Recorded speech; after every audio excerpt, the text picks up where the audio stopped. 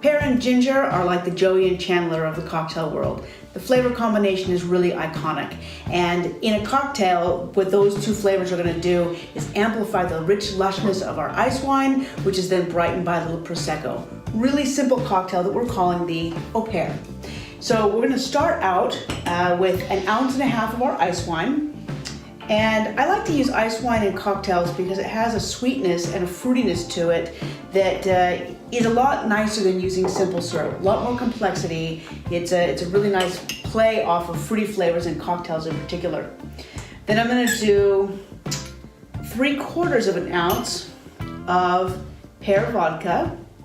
And there are several pear flavored vodkas out there.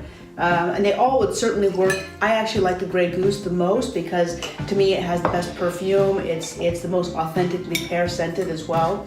And then with ginger, lots of different ginger liqueurs out there as well. Some are spicier than others. Domaine de Canton I've used quite a bit of.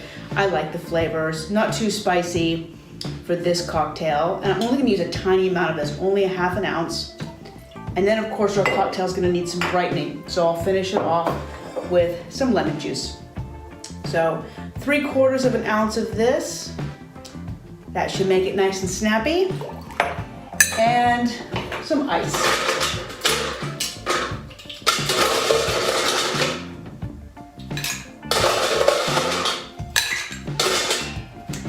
And now I'm just gonna finish it off with a couple ounces of Prosecco. So super simple cocktail and really impressive. Oh yes, there we are. I can taste this already. I can certainly smell it. So that's really it. And I'm gonna give it a little stir.